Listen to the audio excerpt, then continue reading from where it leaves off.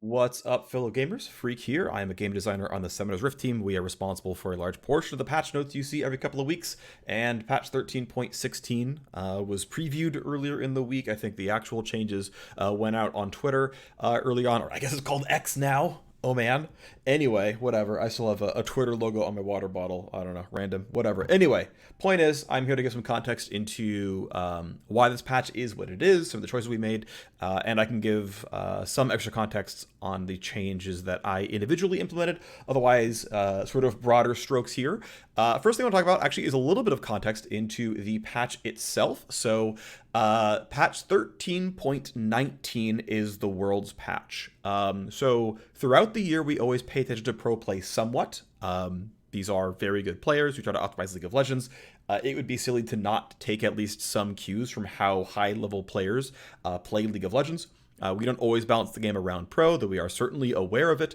Similarly, champions perform differently in different skill brackets. A champ who can do very, very well in silver might not do very, very well in masters, and vice versa. And we have to kind of keep all of our players in mind when balancing the game. It's when it's very tough, and sometimes we make trade-offs. Sometimes we say this champ is only going to be good in one situation, and that's just kind of the way it is.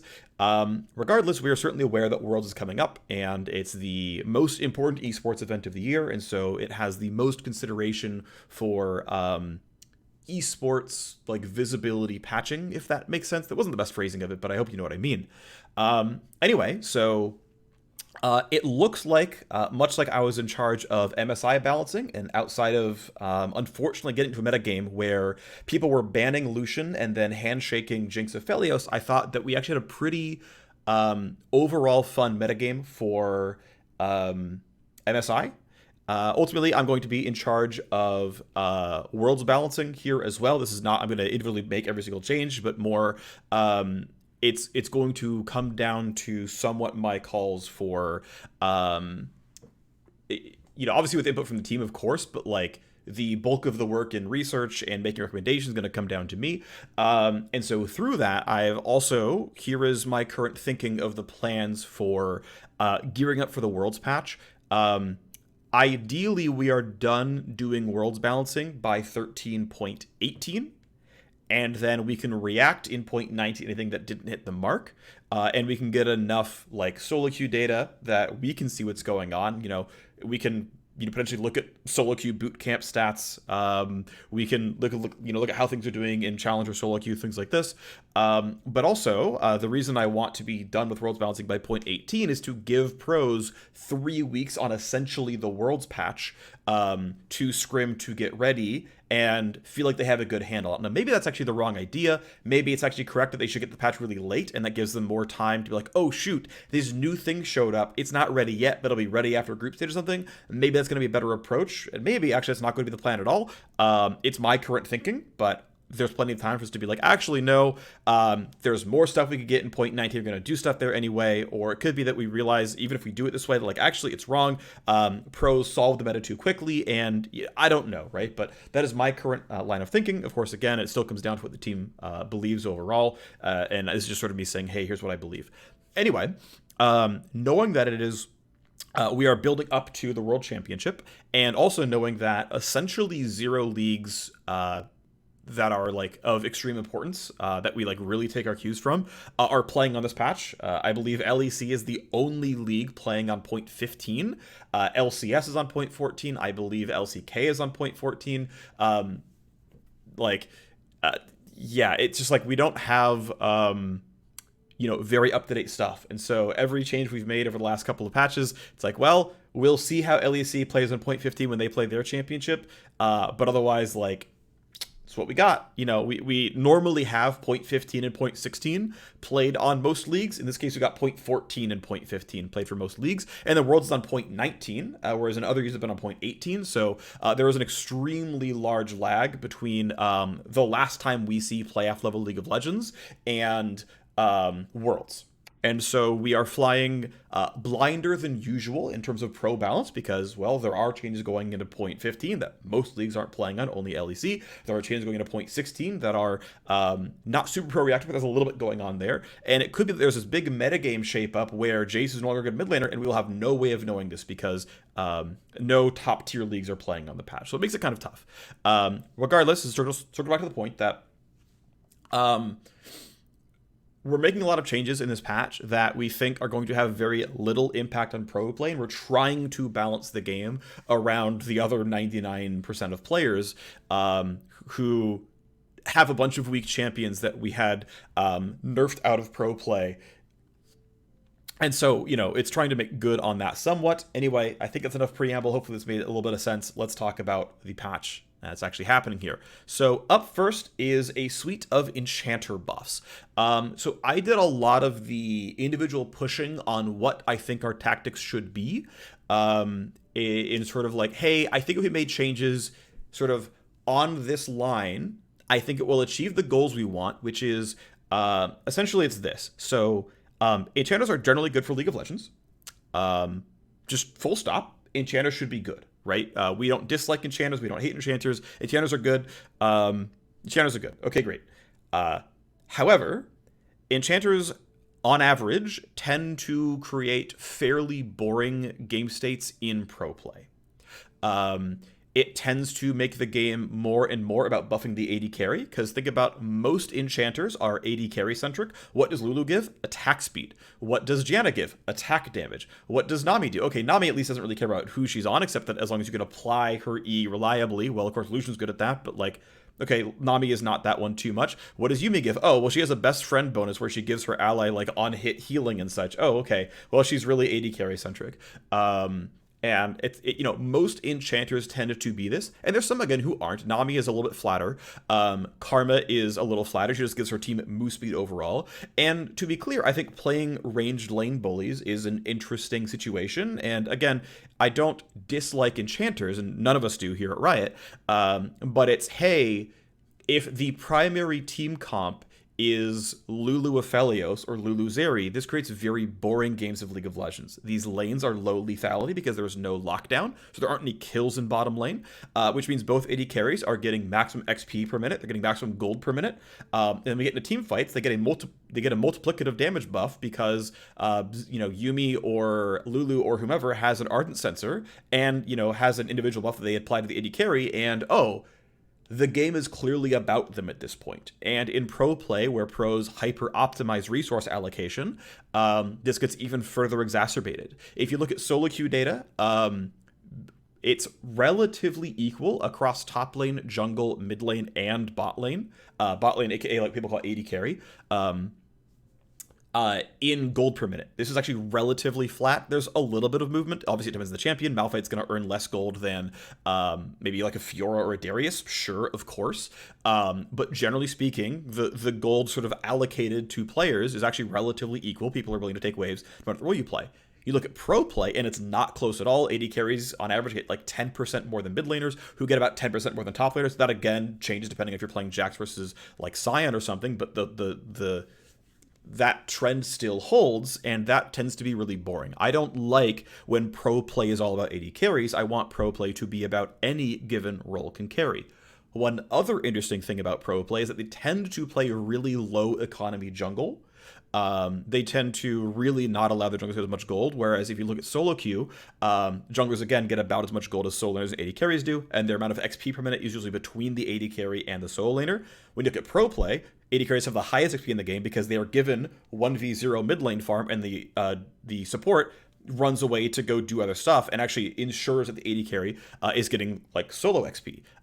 They will run away and not share turret plate gold. They will do all kinds of stuff to ensure that all the gold and all the XP is funneled on exactly one player. And I understand that professional players are going to do the very best they can to optimize around this. And so, in the meantime, while that's true, while it is like technically optimal to not give your enchanter any resources, or your tank support any resources, or your tank jungler any resources, because, well, Sejuani ult is full power no matter how much gold she has, and that's an accurate statement, well, then that's a situation where they funnel resources really heavily, and the AD carry poaches half the jungler's camps, and they get solo XP in mid, and here's what happens. Well, in solo queue, that doesn't happen, right? In solo queue, supports are very willing to share in turret plate gold. They're very willing and happy to scale with XP and gold income, and generally speaking, that's going to make them more fun to play.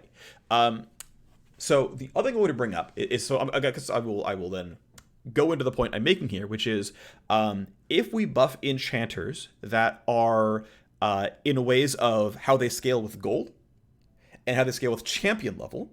These are two things that pros do not acquire at support. But in every other skill bracket, even high elo, even in challenger, not to the same degree that it happens in bronze, to be fair, but still even in challenger, much more so than pro, supports get gold and XP. They drop fewer waves, they drop fewer turret plates, they just earn more overall. And so buffing enchanters in solo queue, but especially in low elo, but overall in solo queue, in a way that doesn't affect pro nearly as much, is generally going to be positive for the game League of Legends. I think in pro play, my sort of ideal model is at least 2/3 or roughly 2/3 of top lane champions are carry-oriented champions, and about 2/3 of support champions should be primarily engage-focused. And it's fine if there's enchanters, it's fine if it's Nami, it's fine if it's Karma, it's fine if it's Lulu. Like, the ability to play hyper carry because Ruler's on the team should be a viable strategy. It should not be the optimal strategy for every team, right? And that's the goal here, right? If every game is you play Lulu or Yumi, every team is playing hyper carry, AD carry. If only EDG, if only JDG, if only the teams of the best, if only T1, like, yeah, sure, these are three, like, the very best teams, okay, not EDG, hey, these are three of the best teams in the world, or at least two of the best teams in the world. It's like, no, we're going to play around the AD carry, but you've got, Zeka over here hard carrying on Akali like Worlds last year. It's like, turns out better AD carry didn't win at Worlds last year. That's fine. It's good to have different viable strategies available. Like, you want that. That's good. You want different strategic expression to be available. Some teams can choose to play hyper carry, but that should not be the most common build. But it should be, if there's a team that wants to play Zeri Lulu and they eat a Zeri ban every single game and no other team eats a Zeri ban, strategic depth, good job, right? And as long as, like, viewers are smart to understand, oh, no, they only do this against Ruler, no one else eats Zeri bans, it's just Ruler really, they really play the style, strategic depth, we've done it, right? And the same goes for top lanes. Like, hey, if you want to play weak side top lane, you should be allowed to play Sion or Cassante or something and play weak side top lane. It's when every game is, well, I should just play a big frontline top lane because the game revolves around bot. The game breaks down. That's not fun. That's not, what I want out of the game. That's not what we want out of the game. So it circles back to, hey, right now we have almost zero enchanters in pro play. The Milio nerfs from, I forget when, 0.13, maybe 0.14, they were too big. They were over magnitude. We knew we were nerfing Rel that patch, and Milio was the number 2 support. And so we said, okay, we're going to nerf the number 1 and number 2 supports. I did not realize Milio nerfs were going to be as big as they actually were. He got left in a bad state for a patch longer than I would have liked. We could have buffed him sooner. I'm sorry that we didn't. I don't want to leave this champion in a bad state. But, again, it's fine to have some supports in pro. We do. Anyway, okay, let's get on to what's going on here, which is, again, we are buffing enchanters in ways of giving them more value out of earning gold and more value out of earning experience. I don't think it should ever be wrong for your enchanter to help you take a turret plate. I don't think it should be wrong for an enchanter to share in the XP earned in a wave. Now, certainly, they've got important things to do as well, which is like to go ward, or maybe they're going to go roam. Like, clearly, like, the minis have to be last hit by somebody, so 3 champions are spoken for in every lane, right? 1 per lane, sure, but, like, making earning XP valuable for a support, for an enchanter, that's a good thing in my opinion, okay? And I think, like, it pushes the game forward in a good way. So let's finally get into the changes that we're actually doing here to enchanters. So up first is Karma. So Karma is getting Q AP ratio added. She's getting an AP ratio added to Mantra Q, just the explosion. Keep in mind that the front half of Q cares about Q's damage in the first place, so technically both halves of Mantra Q are buffed here because it inherits the base Q stuff. And I believe the still shipping is an R cooldown buff in ranks at level 6, 11, 16. Rank 1 R is unchanged. So again, this is like, it's a lot of ways where, Karma earning gold matters. Karma getting XP matters here. One of the sort of fail cases here is it's kind of incorrect for Karma to press Mantra Q for a very, very long time. She was a really, really pro-skewed, oh, all I do is Mantra shield my team, we all gain move speed, this is the only thing my champion does. If I don't press R plus E, I'm playing the champion wrong. That's not great, right? We don't like that. Right? You should have a wealth of opportunities here. The entire point of this champion is like, which thing do I mantra? It's a very core part of the champion. If RQ is wrong, we like to make it less wrong, right? We're also aware that Karma Top and Karma Mid will clearly get use out of rank 2, 3, and 4 of the ultimate. They will clearly get use out of the AP ratio buffs. And specifically, it's part of why we're picking AP ratio buffs is this makes tank Karma less good, right? Or rather, tank Karma gets very, very little if you're going to go Iceborne Gauntlet into some other tank item or whatever. Maybe you get a Roa or something but instead of Iceborne, but I don't know what the real tank Karma build is, to be fair. I don't really care. But more so that, okay, well, if the buffs are all AP ratio, tank Karma doesn't get as much. Also, win rate wise, support Karma is pretty far ahead of solo lane Karma, so we are not super close to this being like suddenly mid Karma will take over all the win rate. Also, as far as enchanters are concerned, right, Karma is a light force multiplier, right? R plus E is a team buff, but if you're playing Karma as a mage, because most of her kit is a mage kit, then like even if we are playing, like if Karma has a 50% presence mid lane at Worlds for whatever reason, they're playing primarily a mage. Like, Karma is barely more of an enchanter than Orianna is. Orianna gives some team-wide move speed and shields somebody. I'm being a little hyperbolic here, but not by that much. Like, Karma is closer to Orianna than she is to Lulu by a lot. So even if Karma is a very, very good solo laner, she's probably being played full AP, and the output of playing her full AP is heavy Qs that do a lot of damage, which is a mage output. So I think sort of game health-wise, Karma is a relatively safe option here. And again, buffs to Karma. Next is a buff to Lulu. This is actually wrong. Sorry, this is HP growth. But this is still accurate. Okay. All right, so Lulu is getting a buff to her health growth. The amount of health growth is going to be somewhere around 0.5% win rate. That's what our data indicates from looking at historic changes with the champions. So back when, so I shipped Lulu changes from way back when in like 0.12 or 13 or something. And essentially, I nerfed Lulu's low-level pix damage and I think her baseline like low-level durability and gave her a shield rank up. And that ended up being less than 1% win rate nerf in solo queue, and dropped her from like 48% presence to like 5% presence in pro play. And so for getting a less than 1% win rate nerf, that was, you know, a really, really substantial pro play change. I wish I'd landed the changes at 0% win rate for Lulu in solo queue, of course, but didn't quite get there. So, okay, we've took stock, right? Pros have had time to adapt to the fact that we nerfed a bunch of enchanters. We're looking at what they're doing. Again, not every league gets to advance forward on the time frame we would like, but it is what it is. And say, okay, there are pretty much no enchanters in pro play right now, unless you count Rek'Sai, which I think is kind of fake, though he does have some enchanter outputs. He's kind of in the middle, whatever, let's move on. But once again, it's like, well, Lulu is in a bad state in solo queue. She deserves to be stronger. She should be stronger. Let's give her power. And these are going to be giving her power in ways that are not going to manifest that strongly in pro play. It's offensive E. This is only the offensive E. This is I use help picks on an enemy champion. AP ratio is going up there, and her Q, the AP ratio is going up there as well. Now keep in mind, Q has a minion mod on it. So if it turns out that mid Lulu just suddenly hit a super sick wave clear breakpoint and she's way too good as a mid laner, well, we can tune the minion mod on Q really easily, right? And this is part of why a lot of these changes, I'm glad we're doing them well before Worlds, is that, well, even though we don't get to look at pro play playoffs for these changes, we can still look at them and say, okay, well, Lulu is getting more pick rate in Challenger. We're concerned about this. You know, we can see what her wave flare pattern looks like. And, ooh, actually, she goes Dematerializer, and she can actually clear waves, and she's using the Prio to be a big roam threat. And are we okay with that? And we, figure out our answer, right? But it gives us time to react to things that are maybe a little bit larger. I don't think Lulu hits 50% win rate here. She's at like 47 or something right now. Also, solo lane Lulu is quite far behind support Lulu in power level, so these can go up to 48 or something, and it's still fine. I think we're nowhere close to that for what it's worth. But yeah, it's a stab at giving Lulu a meaningful amount of power back in solo queue. If these land the way we expect them to land, she's going to have higher win rate than she did earlier on in the year before she was nerfed, and likely still has very, very low pro presence.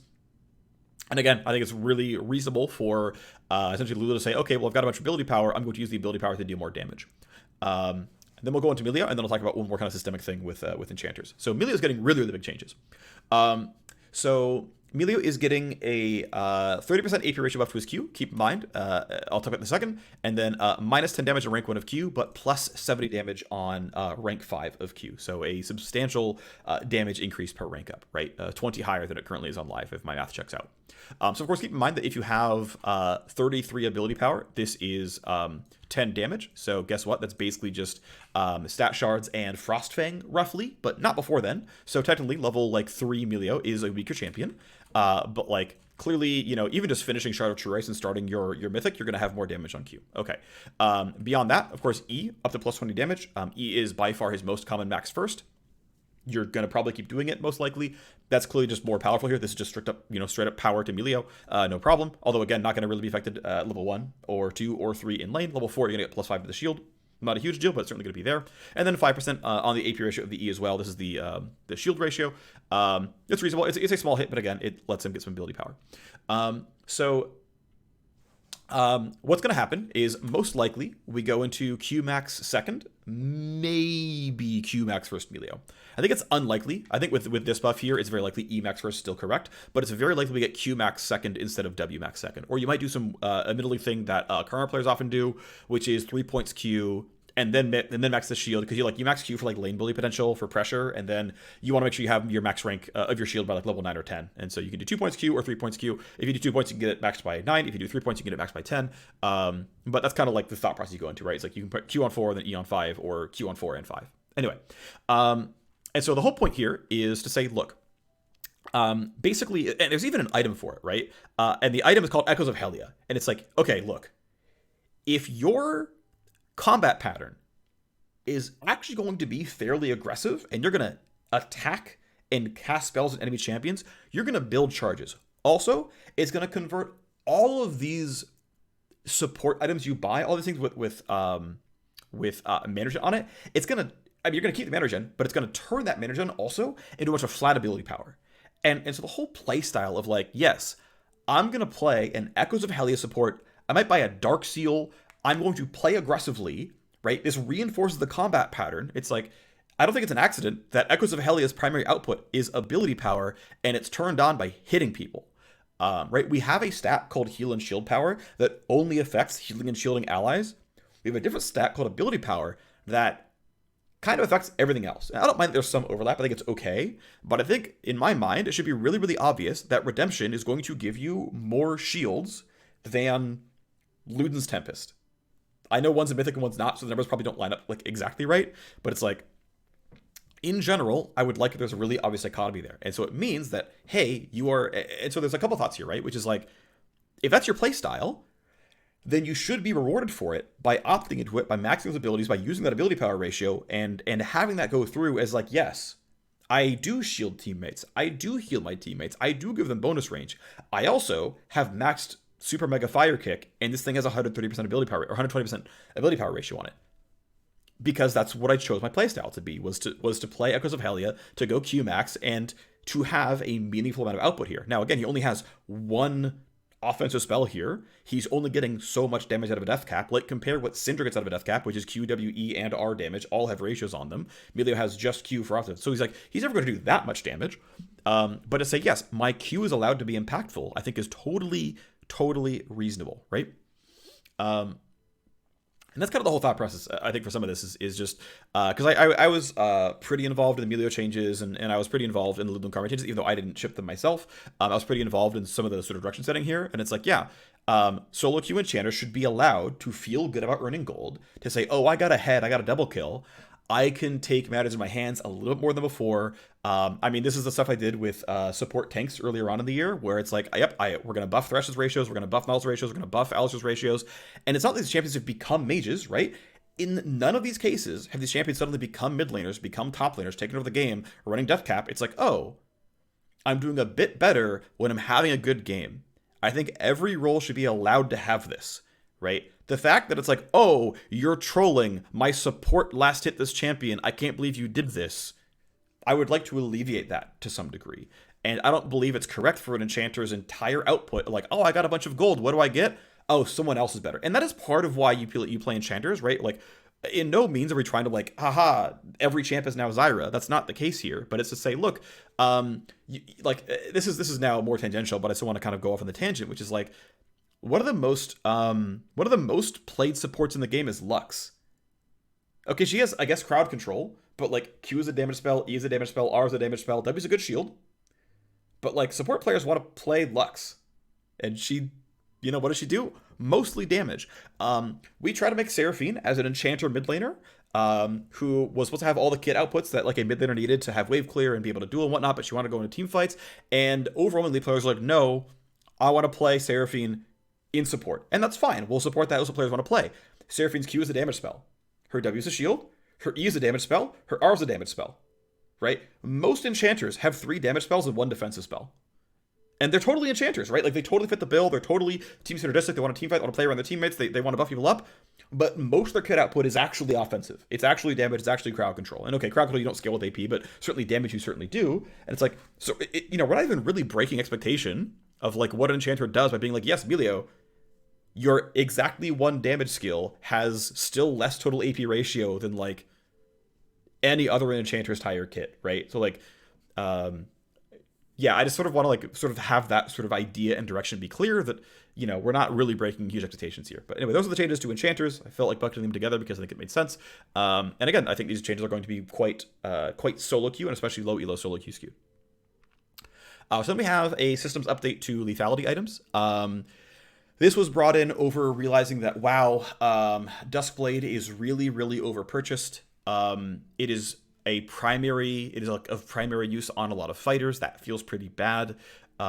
Just like Duskblade is meant to be a meaningful kit impact onto assassins who, are trying to finish off low health champions. They don't have to necessarily go in first. They can get that kill and get out by going untargetable and, shrugging off whatever might be coming their way.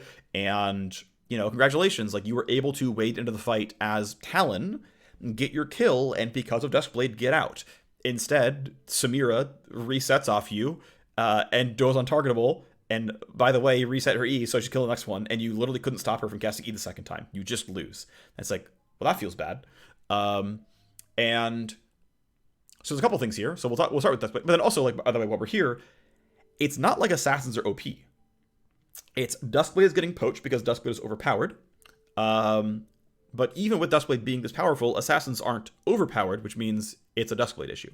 And if we're nerfing an item that most assassins are buying, then we should probably buff the stuff that they aren't buying, or will buy afterwards because they're going to pick up whatever. Okay, so first up is Duskblade. So the damage amp is not going down very, very much. So when Duskblade was buffed, it went from 15% max damage amp to 20% max damage amp. I think also, if I recall correctly, the math on how it kicked in also changed here. But I essentially, so Flox did the changes here, and basically he's like, Phreak, look at these numbers, how do you feel about these numbers? And so we massaged them together. I urged him to lower the damage amp nerf somewhat. Via spot checking various champion win rates, it felt like the damage change carried a lot of win rate, and so I felt like the damage amp is really sensitive lever, because keep in mind, like, the damage amp is on functionally 100% of the time. If your enemy champion is missing at least 1 point of health, the passive on Duskblade is functioning, which means like if you change Duskblade by 5%, you go from 20 to 15, that is like a 3% less damage dealt for the entire rest of the game. As like a line of text, your champ deals 3% less damage. That is a massive nerf, right? That is such a very, very big deal to, hit an entire suite of champions. So it's like, okay, we can probably pull back a little bit here. And so, yeah, it's 20% becomes 18%, which is obviously not massive, but it's, a roughly 1% the damage. If this item makes your entire kit deal 1% less damage, it's like, oh, it's not huge. I'm not trying to claim it's huge, but it's not nothing. The bigger change, though, is the one that I'm much more happy about, which is the cooldown change. I think this is going to do the heavy lifting for feels. I think there's actually these two lines I think are actually relatively similar in power level in terms of how much they actually impact the result of the game. But this is a really, really, really big deal for feels. I think it's very important that Duskblade is up for every fight, but is almost never up for a second fight. This cooldown being short absolutely lines up with a fighter pattern and not an assassin pattern. Aatrox is going to be in a fight for more than 10 seconds. He will easily trigger Duskblade twice in a fight. Jace is easily going to be in a fight more than 10 seconds. He will easily trigger this thing more than once in a team fight. Talon probably isn't. I mean, he might try to wade back in, but like the entire combat pattern is like Talon's going to go in, he's going to get his job done, he's going to probably try to leave under the cover of night, and then, yeah, he's got to play the rest of the fight out cheekily, but like he's waiting for his W and Q cooldown anyway, so it's not like he's losing out that much. And at the end of the day, I think this still does line up very strongly with intended combat patterns. This should do quite a lot to limit the poaching. I think this item is still going to be very, very good on a lot of these champions.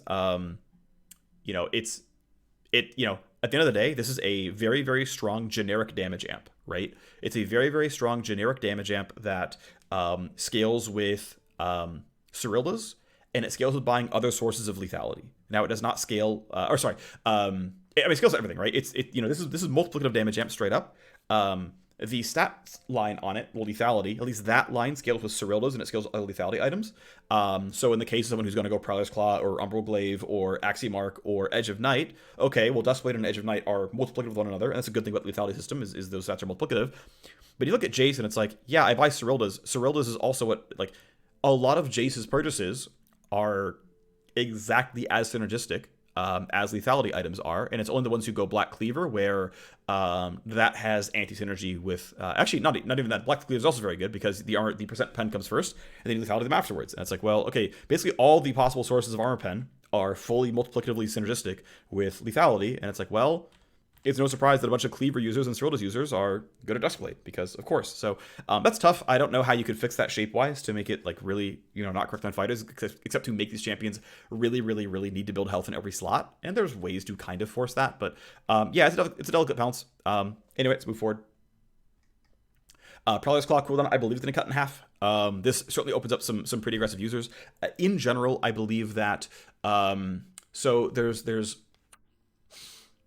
a platitude that you can take too far in either direction, which is, I think the way you should probably think about items in League of Legends is, unless it is intentionally meant to be a situational item, this is things like Quicksilver Sash and Grievous Wounds, items should have probably more than one champion where it's best in slot on them.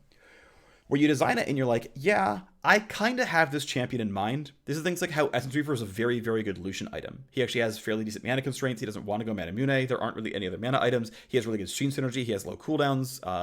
Like E-Auto is a core part of the combat pattern. He's really, really good Essence Reaver user, right? Sivir is not far from this either, although she's currently Kraken Slayer Static Shift because she's really, really high attack speed binding as well. But it's like, you're not far from that. And ER is not like the best example because there's not actually a lot of users here. But it's Collector is actually the better one, right? Where it's like Collector is a crit lethality item.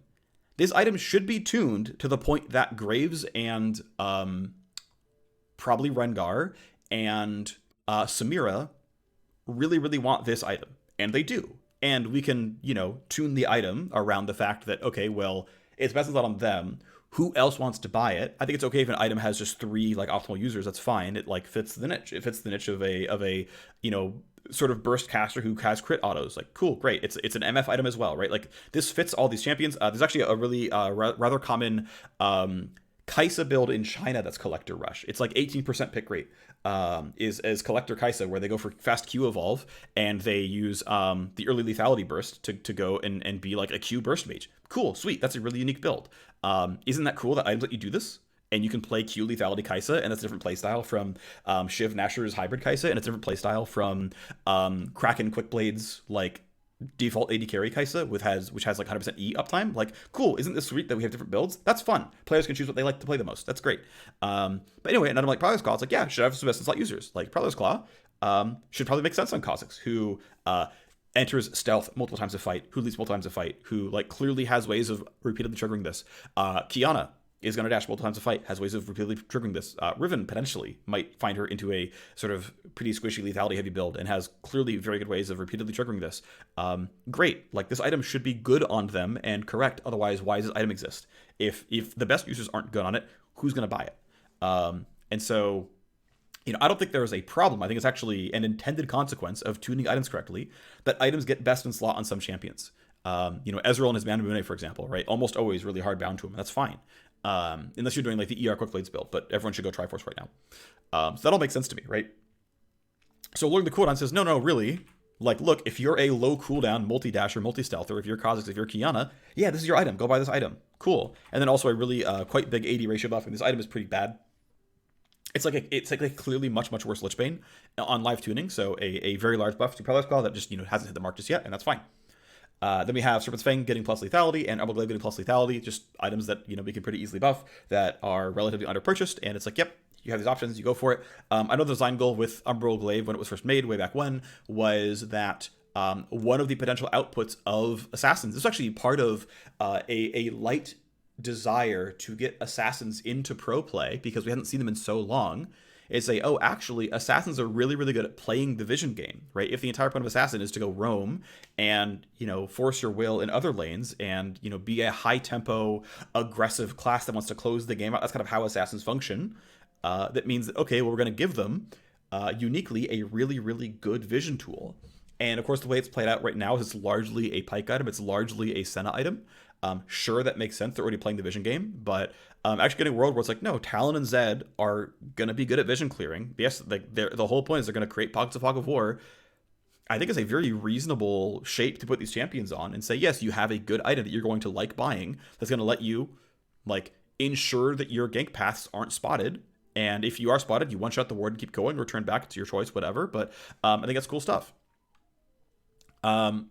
We move on to nerfs. There are several that are relatively uncategorized here. So let's talk about Naafiri. So Naafiri is, as expected, as intended, a low elo skewed assassin. She's not outstanding in high MMR. She's certainly doing too well in low MMR. She's also doing too well in top lane. Top lane Naafiri is doing exceptionally well. It is still, I believe, less popular than jungle, though has a completely reasonable pick rate. This is definitely something that is showing up. And design goals are that Naafiri is a mid laner first. And for now, there's no immediate rush to get Naafiri jungle into a good spot. For now, they have to balance her in solo lanes. And so it is a mostly top-focused nerf. It's base AD, it's base armor, and base attack speed. These things are all going to hit jungle quite a bit, so Naafiri jungle is going to be in an even worse spot. But again, not right now in intended support. An intended supported role, I should say, to be strong. But these are going to disproportionately affect top lane, where you're against other melee champions. You're going to attack back against. You're more likely to be against them. Certainly in solo queue, a lot of the primary mid laners are Zed and Yasuo and Katarina, who are melee champions. But top lane is extremely melee heavy, and mid lane is just a mix. Right, and then of course in pro play is entirely almost entirely ranged, right? Not that I don't know if we're gonna see Naafiri in pro, but whatever. But yeah, it's again meant to be top lane focused nerfs to Naafiri. This should be well over 1% win rate, probably north of 2. It'll probably put Naafiri top lane just south of 50% win rate. It'll put mid lane pretty close to 50, which I think is just pretty reasonable overall. And so that's my understanding of the context behind the Naafiri changes. Rek'Sai, unfortunately, this is actually the third Rek'Sai nerf I have personally shipped. There was a weird situation with the first Rek'Sai nerf in point 12? I think it was point 12, point 13, something like that. Anyway, that was a really light touch. And then in the next patch, I actually sort of concepted it from the start and went for a pretty big E nerf, converting it to a total AD ratio. So Rek'Sai is and then we're doing it again here with Q. Q is being nerfed into a total AD ratio, which is going to be a flat nerf to the damage, the base damage, and or the AD ratio until character level 13. At which point, it's going to do more base damage and have the same AD ratio as before. It's going to have the same AD ratio by level 9 as we max it first. So the changes overall have somewhat lowered Rek'Sai's elite skew somewhat. What's interesting is for about 70% of League of Legends players, Rek'Sai is a sub 50% win rate jungler. But for the top 30%, it's above 50, and for the really elite, top 2%, or 0.5%, I forget, whatever. But for really elite levels of play, it's she's just extreme. She's 48 and change. She's 54 and change. It's really high, and it's clearly not acceptable. The changes we've shipped so far to Rek'Sai, base health, base AD, and shifting E damage toward late game, and especially making it less spiky early, where the AD ratio is much lower, so getting a double longsword back is going to have less impact on the champion. Those have been elite skewed nerfs where she has lost over 2% win rate in elite compared to when the update first shipped, and more like 1.3% in lower elo. And so it's continuing on that trend of nerfing things early, letting them catch up late game, especially by champion level. And I think this change is going to be even bigger than the E change, and the E change is over 1% win rate nerf. It's like 1.3, I think, in elite level play. And so there's a good chance this is like 2% or more, maybe 2.5% or more.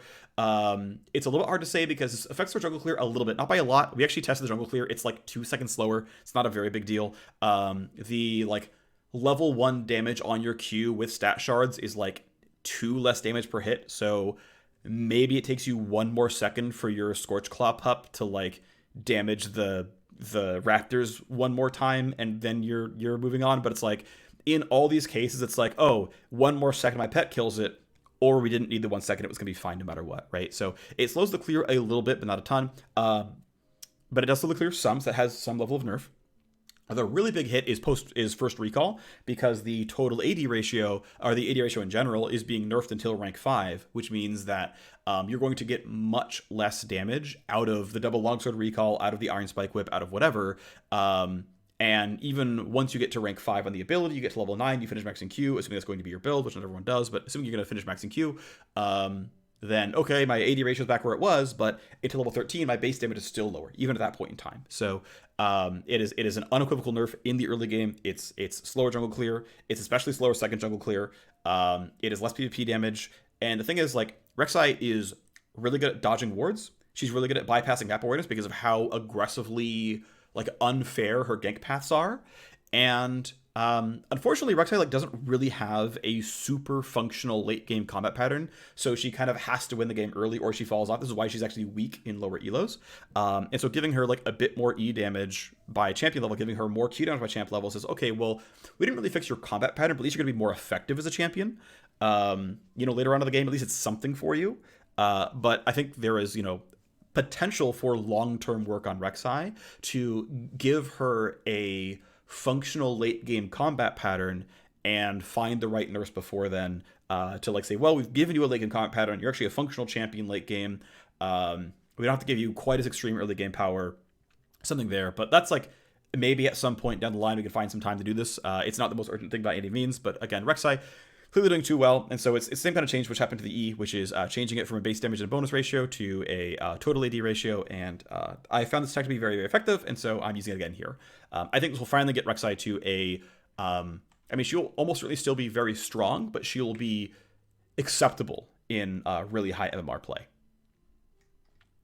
Next up is Shaco. Shaco actually came to us via the sort of automated Oracle report, which cares about things like win rate and ban rate. In low MMR, Shaco support is high win rate and very, very, very high ban rate. We're certainly aware a lot of this ban rate is coming from Shaco jungle. Shaco is obviously a good support and a good jungler, but the support win rates are just overall very high on Shaco. This is like AP Shaco support is very strong. Like, in terms of the power level, like there's totally room for the discretionary nerf here. And, Shaco support being strong is part of the ban rate here. Of course, Shaco AD got buffed. That's obviously going to raise the ban rate here as well. And so, yep, the AP Shaco support nerf is in. Base mana regen is down. Keep in mind that Shaco builds Spell Thief's Edge. Spell Thief's Edge has percent more mana regen on it. So this kind of carries through into that change. Keep in mind that Shaco jungle, the way the jungle item works is you get flat mana regen based on how much mana you are missing. It doesn't care what your base mana regen is. It doesn't care about anything else about your kit. So even though this like technically nerfs the jungle, this gets partially compensated for by the jungle item, whereas this gets carried forward straight through by the support item. And just W cost increase. The more you're going to spam W, especially earlier on in the game, the more you're going to feel this cost increase. Again, Shaco jungle, I'm pretty sure, is not going to feel the mana cost changes by a meaningful degree. There are going to be some cases where Shaco jungle is going to lose some win right here. That can't not happen. Shaco at some point might run out of mana we would have before through the base mana regen, through the W cost. Like, this will happen some. Like, there will be a non-zero nerf to Shaco jungle, but the nerf is much bigger to box spamming Shaco support. Not much else to say here. That's the change. Shyvana, I personally rather, shipped the Shyvana changes. Shyvana, it is very interesting. It's a level of, it feels like I don't know. I read it as like victim complexing from Shyvana mains, where it's like, wow, Shyvana's not allowed to be good for a patch, is she? Like, it's always this like sarcastic, like, man, Shyvana's meta for one patch, and here comes the nerf hammer. It's like, dog, Shyvana had like a 55% win rate in low elo. No champion is allowed to have a 55% win rate in any skill bracket. Of course, Shyvana had to be nerfed last patch. And our goals for the nerf were larger than what the nerf actually did. We nerfed her health growth, I believe, and we nerfed her attack damage growth, and we got, if I recall correctly, less than 1% win rate out of that change. This is why we meet on Mondays to go over how the last patch landed. We have about 5 days of data from the previous patch, from point 15 landing, go, oh, our goals for Shyvana were to nerf her below 54. Nope, she's 54.5 in low elo. Guess what? That's too much. She's not allowed to be that high of win rate. And by the way, part of that win rate is a decent, like, 20% of Shyvana's building AP Shyvana, which means AD Shyvana is even better than that, right? If 20%, and to be fair, AP Shyvana is still above 50% win rate. So AP Shyvana is good. It's objectively strong in low elo at least. And then AD Shyvana is better than that, and we average them out, and she's still 54.5 in low elo. Guess what? This is not acceptable for any champion League of Legends. So just please be aware that win rate is totally unacceptable. So the goal here is to and to be clear, like, I am glad that AD Shyvana is the best version of Shyvana. I would rather AD Shyvana be the best than AP Shyvana, and then maybe there's like a fringe tank build that's okay. Whatever. I don't think it's necessarily a problem if tank Shyvana is like theoretically a thing. I don't think there's like anything offensive about that. Like the combat pattern like can be a juggernaut pattern. It's fine, I guess. I'm not like offended by it. But anyway, yeah, it's too good. The win rate is absurd. The win rate is absurdly too high. And so a little bit of extra story behind the change. The first thing I looked at was actually nerfing the E, nerfing the Dragon Form E, the explosion, and compensating the AP ratio a little bit to essentially roughly keep pace for AP Shyvana. It would take like 300 AP to make good, but then if you have more than that, you're actually buffed. Just like, well, it's just going to be a nerf for AD Shyvana because base damage goes down, AD ratio goes down, something like that. And if you look out really quickly, it was like, actually, no, Dragon Form E is by far the coolest ability on the kit. Yeah, the counterplay of the fireball is quite low, like that's true. But like, the coolest part of her kit should be the strongest part of the kit. I'm like, yep, that makes sense. That's totally a good idea. Okay, we should keep the E, the coolest part of the kit should be the strongest part of the kit that I buy. So, I'm instead going to nerf the lowest gameplay button on the kit. And that was like, yeah, you should nerf the lowest gameplay button. And so that's W. Essentially, it's like, so Shyvana, one of her sort of core problems, and it's part of why she's so incredibly low elo skewed, is she's really, really, really, really stat checky. Right? She doesn't have any meaningful crowd control. She has very little ways of poking. She basically has to get ahead or nothing else happens because all she can do is just like punch you. And at least with things like Twin Bite, it's like, oh, in a short trade, I can like, you know, E auto, Q auto, and leave. Like I have, you know, even if I'm behind, I can like do something. Like, you know, there's some value in these buttons and what I can do. W is just like, do I have more health than you? Cool. You're gonna set my W the entire duration. And it's just like, are my stats higher? Great, W works, right? And there's no context to that. It's just like, can you outrun Shyvana? No, W has move speed on it. Okay, can you kill Shyvana? No, she's tanky. Okay, well, I guess I die. And so W felt like the really obvious easy lever of just like, cool, this has the lowest gameplay, we're going to nerf it the most.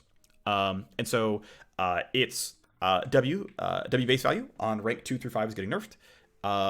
W's ability power ratio, or sorry, attack damage ratio, rather, is getting nerfed by a actually very meaningful amount, because certainly AP Shyvana will feel this a little bit. It's not a very large touch. I'm aiming for like 0.2% win rate off of AP Shyvana. Like, you know, this will be some level of a nerf. AP and AD Shyvana both max this second. AD Shyvana is a little more likely to max Q second, and it seems like that actually might be an okay build, so she might just switch builds.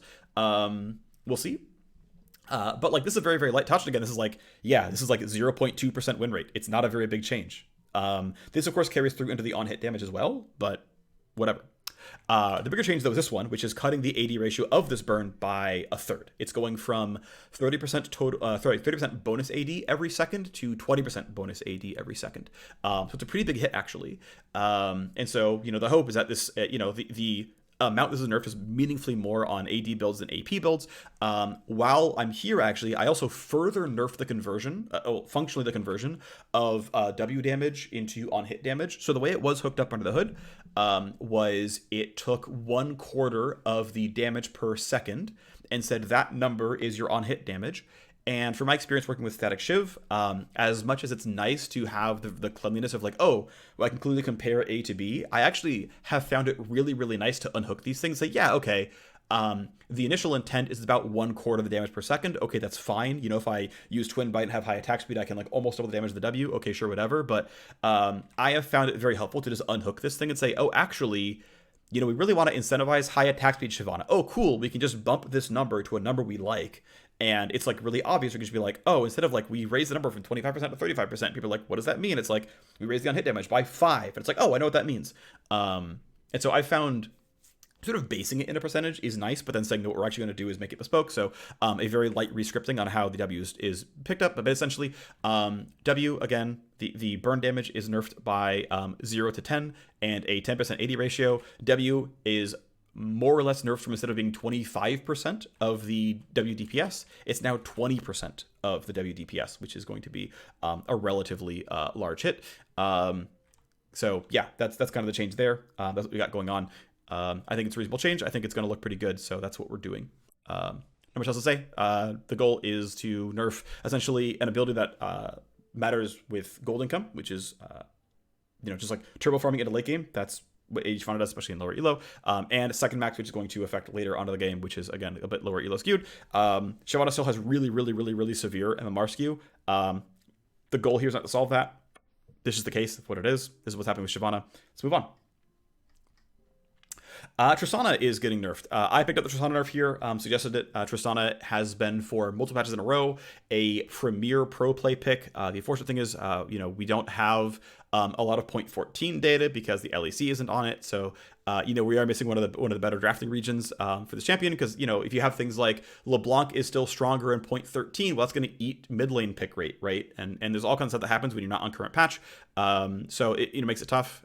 If other crit marksmen are stronger because Infinity Edge is buffed and you're more likely to be able to play like Jinx or Caitlyn or something, or Aphelios, and so you don't need crit marksmen in mid lane as much, right? That changes things around a lot, right? If there's fewer good AP options in bot lane, because AP Kai'Sa got nerfed, like that changes things, right? Like these are all things that we can't react to pro play on. But pretty confident that Tristana will remain a really top tier pick in pro play.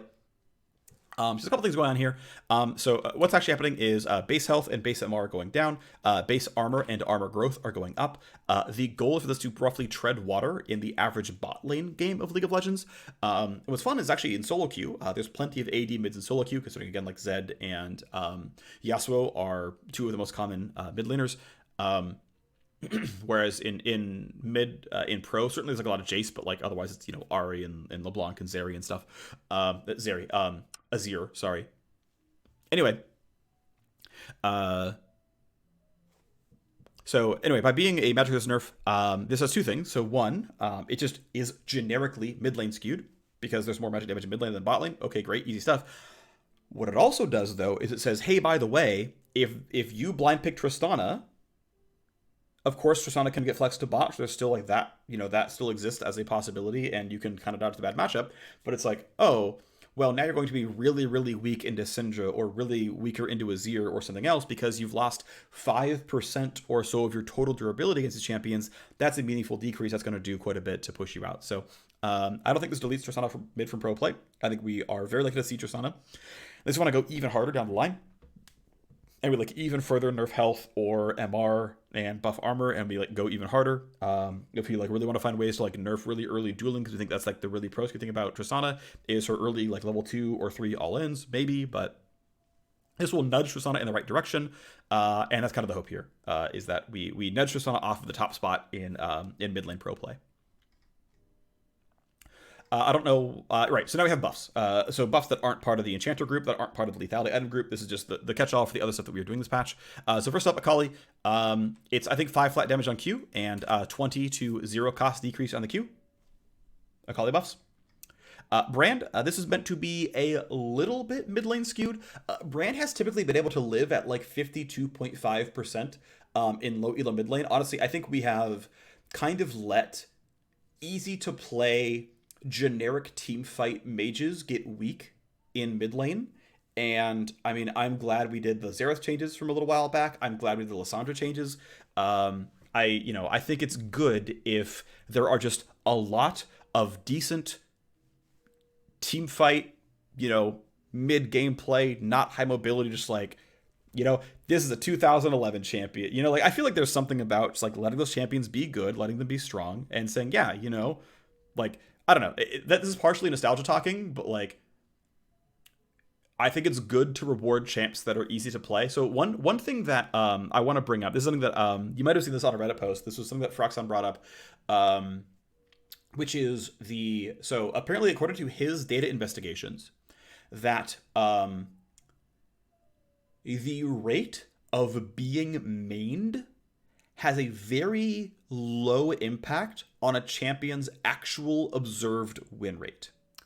Now, certainly there's some considerations here. So, for example, the average challenger player plays more games of League of Legends than the average bronze player plays of League of Legends, right?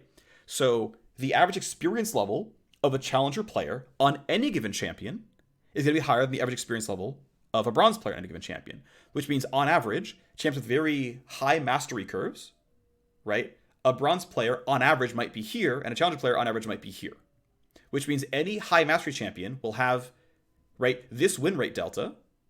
Because if Garen is flat, like let's imagine champions aren't as a champion innately MMR skewed. This is someone like, I don't know, Shyvana. Shyvana is clearly a low MMR skewed champion. So like, let's ignore that for now. And let's pretend they're all flat.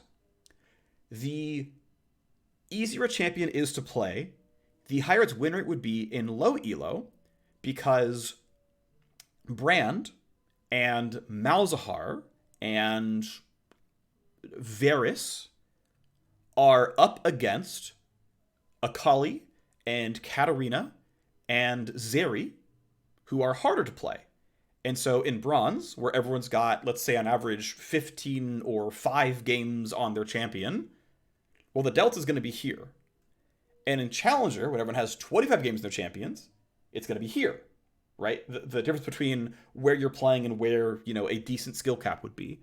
And so that innately makes any given, like, it basically means that any given high skill demanding champion is going to be elite skewed, and that any low skill demanding champion is going to be normal skewed, just by the virtue of the fact that like bronze players don't play as much League of Legends as challenger players, because on average people who play a lot more games are going to get better at League of Legends and climb, right? The more you play, the more you practice, the more you improve, and Mars higher. And now, because you're playing more games, you're better at League of Legends. Also, passively, you have more experience on your champions, and look, you're part of what's doing this, right? So like, that's a very, very powerful factor. But like, essentially what it comes down to is like, if you look at like, oh, what's like the Riven delta? What's the Katarina delta? What's the Varus delta? What's the Akali delta? Whatever. It's like, well, it shrinks by MMR, but it doesn't really shrink by champion depth, right? Like, you still have this big gap on a lot of champions in lower elos because people don't play their champions as much. Essentially, win rates are very heavily dictated by people who don't have a lot of experience on them. Just on average, it's kind of true. Okay, let's go back to Brand, which is to say, like, hey, well, if we're actually going to balance the game such that high mastery is rewarded, this means low mastery champions actually deserve to have very high win rates, because in most skill brackets, people are on average bad at their champions. And there's, some mitigating that probably should happen overall, but like, the basic rule of thumb is, yeah, I think, for example, Brand is allowed to have a very high win rate. Malzahar is allowed to have a very high win rate in low elo because they're relatively easier to play. This makes sense to me. Anyway, so Brand's passive is getting buffed, and his Q and E ratios are going up. The passive buff is obviously a really, really huge mid lane buff.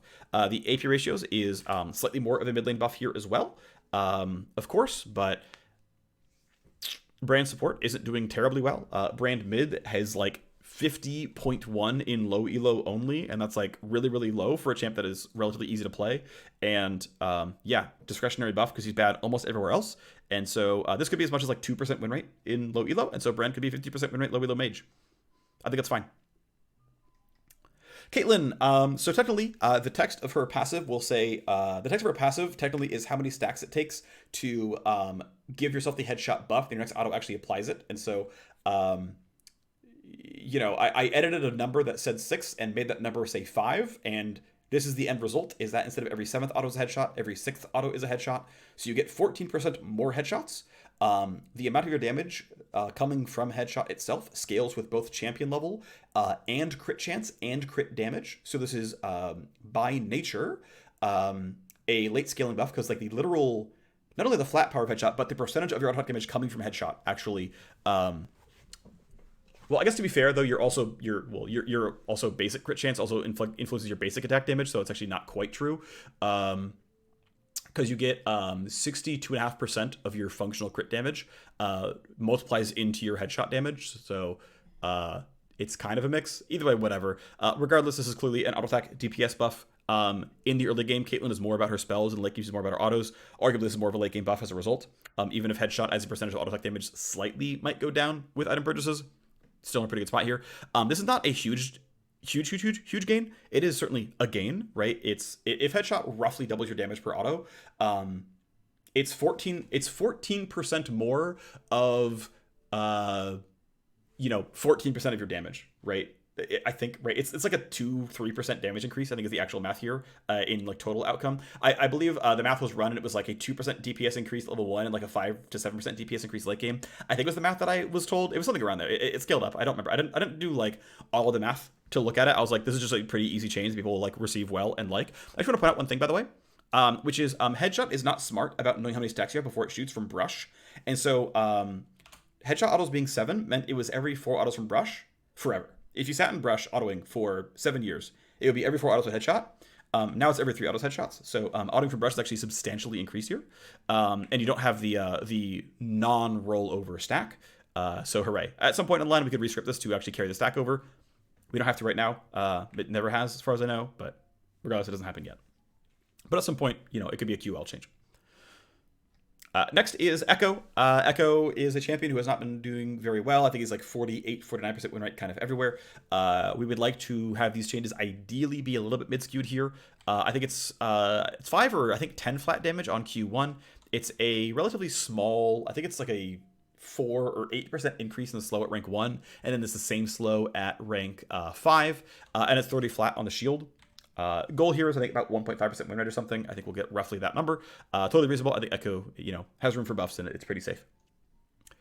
Lucian, after the small update to him to do some of the Enchanter unbinding, well, really, it's the Nami unbinding. It now doesn't apply on generic buffs, but now you can get pops when there are stuns applied.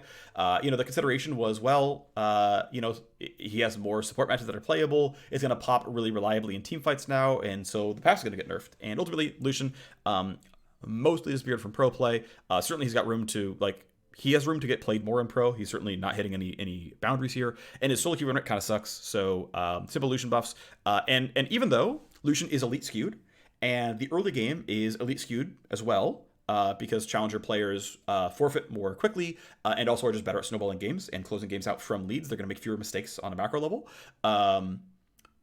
We're accepting that, Lucian is an elite skewed early game champion, and the fact that he's an early game champion means he's going to have to rely on his teammates to close the game out. That's just going to be the case. That's just going to be true about Lucian. Lucian can still be a successful, fun to play champion in low elo, even if his win rate isn't 50%. We don't have to target win rates. Win rates are kind of a constraint. It's like, we know Lucian is going to have an elite skewed win rate. He's going to have probably a pro skewed win rate. He's probably going to be sub 50 in challenger and still seen in pro play. In fact, he currently is, as far as I can tell. Okay, we acknowledge this. Win rate is not the goal, right? Win rate is a constraint where we try to not have champions be too weak. We try to have them be too strong. Otherwise, who cares? So what it comes down to is, cool, we're going to embrace the champion identity. And part of why there's both a Lucian buff and a Caitlyn buff this patch is this happened at MSI, where part of the reason the view of MSI was, it's a hypercarry meta, was because the good lane bully, the only good lane bully, was banned every game. Lucian was actually the best AD carry, and he's not a hypercarry, but he was the only lane bully that was viable, and so it was just ban him, and they go handshake, Jinx versus Aphelios. And that was the entire last half of the bracket stage, right? And I said this probably 7 times now. I really, really, really, really, really regret nerfing Caitlyn earlier this year, Because if Caitlyn were the same power level heading into MSI, it's much more likely we see some Lucian games, some Caitlyn games, some Aphelios games, some Zeri games, and we have much more strategic depth. Usually, I think a lot of the time, when you see 100% banner on a champion, it's the only viable champion of this playstyle. That was the case with Lucian at MSI, and I really regret nerfing Caitlyn off of LCK playoff data, and that was wrong to have done. So we are buffing Lucian. Kalista gets a little bit of pro play right now. That's great. There is a chance, as we investigate, we might decide, actually, we can move Kalista up a very little bit. She can be a little bit stronger, and we really want to ensure there are, like, several good lane bullies. Like, it could be that even though it power creeps AD carry, we're like, yep, we're willing to bring up Lucian and Caitlyn and Kalista. And also, like, Jinx sucks right now as well. And it's like, well, we're allowed to bring Jinx up as a solo Q skewed buff. And so you can play hyper carry. You can play newly buffed Milio. You can play newly buffed Lulu. You can play newly buffed Karma as a lane bully alongside Caitlyn.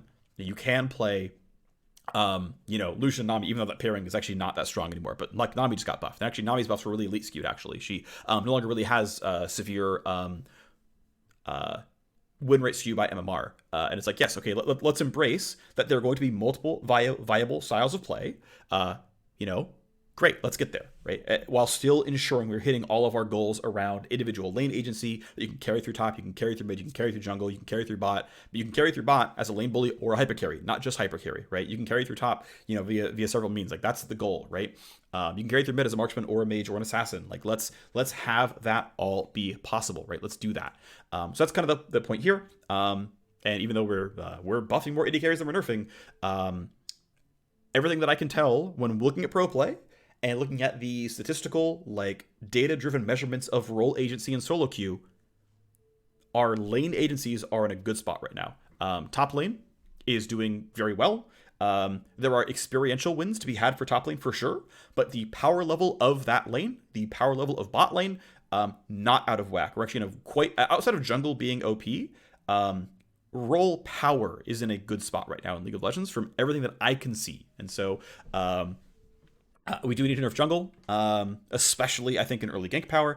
I think, again, there were a lot of experiential wins to be had in several other locations around the game that we are working towards, that hopefully you'll start to see, later on this year. We've been doing some longer-term projects, but I want to kind of bring that up as like, hey, we're not at this time worried about power creeping bot lane because we're not in a severe spot there. Next is a buff to Sylas. It's a buff to Sylas. This guy has really, really weird stats. His low-level stats are incredibly low. His high-level stats are very, very high. He has, like, absurdly high growth stats overall. This was a way to pretty safely fix elo skew issues where he was basically unviable in low elo and overbearing in high elo and pro. And so, the stats got shoved so heavily that his laning phase became horrible, and his late game just, like, generically just get XP and your fine scaling became very, very good. I don't think it's, like, a wrong thing to do by any means, but end of the day, Sylas, the end result is that Sylas is not in a good spot pretty much anywhere. Sylas jungle is pretty scary. Sylas mid is something we would like to reintroduce to the game. And so a flat mana buff, usually level 1 stats, even things like mana, like people running out of resources, even things like that, level 1 stats still tend to be elite skewed. As far as I can tell, that tends to be true. So I expect we will see an elite skewed gain very slightly for Sylas as a result of these changes. This might allow him to go things like Night Harvester instead of Everfrost or something. Like, he can go for, like, maybe a non-mana mythic potentially, or do a Blasting Wand or something, or a Dark Seal or whatever instead of like Lost Chapter components for his recall. We'll see, but regardless, I think it's going to be a pretty decent buff to Sylas. It's actually a lot of mana. I think it's like 90 mana. So a pretty big deal here. Sylas should be getting quite a bit of win rate. And the last change of the patch is a Wukong top lane buff. We are more than happy to support Wukong top as strong.